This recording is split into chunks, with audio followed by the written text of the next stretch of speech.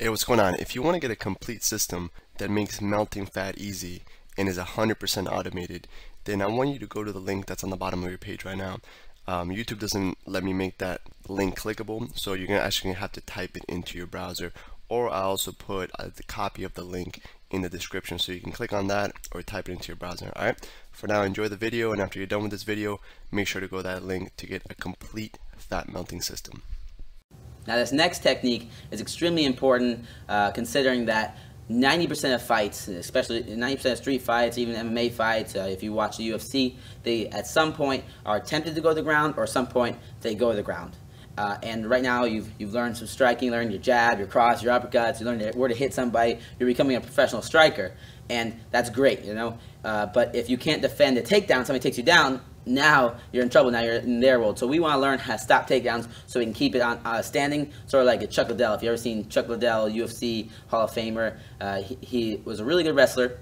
He knew jiu-jitsu, but his top thing was striking. He was an amazing striker who good at knocking people out.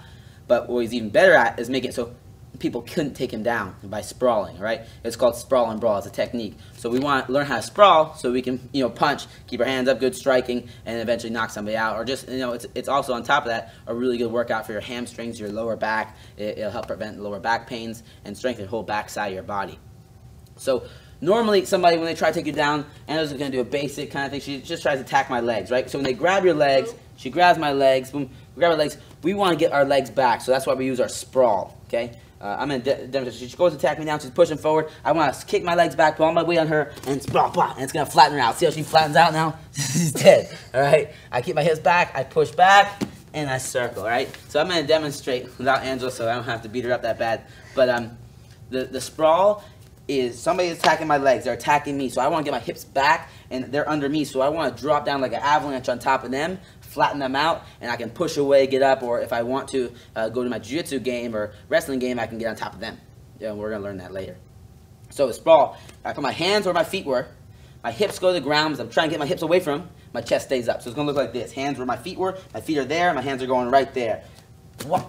My hips are laying flat to the ground, my chest is up, I'm looking up, and my feet are laces down. That meaning I don't want to drive my feet into the ground, like so, and keep my hips down, because if they push into me, my feet are going to act like planting, and it's going to allow them to get back under me. I want to have my laces down, so if they push, I slide.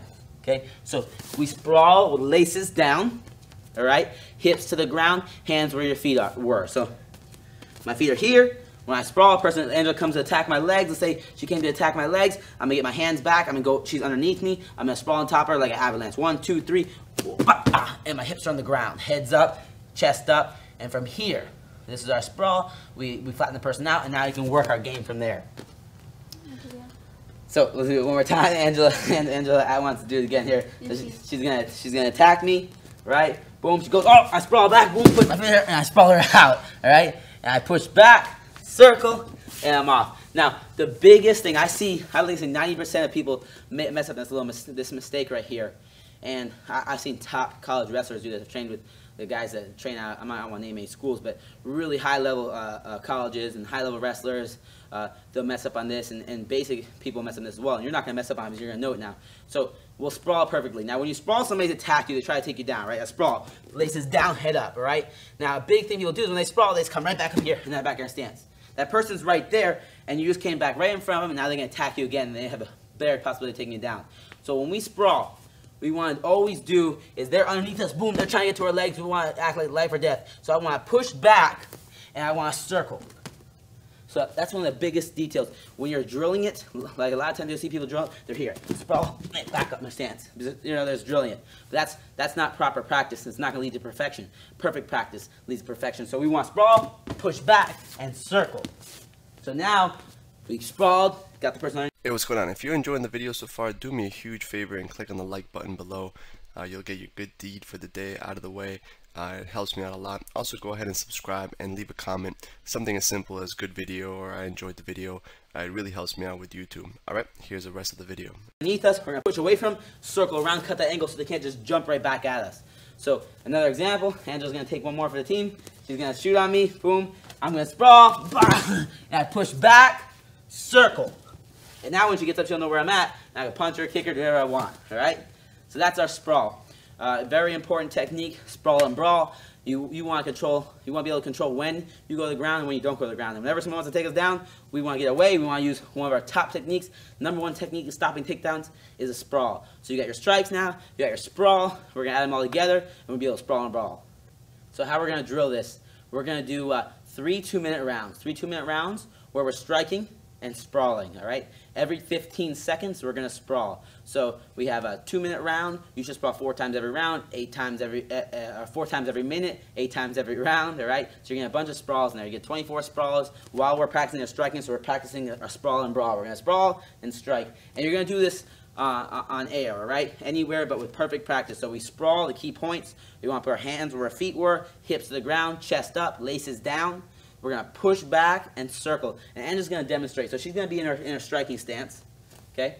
Good. She's striking. She has a jab, cross, 15 seconds are coming up. And now uppercut. And now she's going to sprawl. So she's going to sprawl.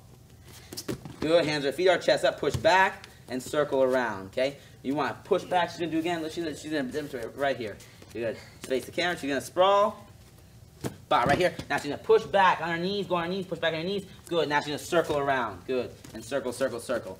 So you're going to do that every 15 seconds. We're putting everything together now. We have our strikes now. We're mixing up our jab, our cross, our uppercuts, our hooks. We're putting our combinations together. And now we're going to add our sprawls in there. Every 15 seconds, we're going to practice on sprawling. I sprawl, push back, circle, jab, jab, cross. And again, it's at your own pace. As you get more fluid with it, you build that myelin, you're going to go faster and faster and be able to go harder and harder. All right? There's a perfect drill for this exercise, sprawling and brawling, practicing on your sprawl.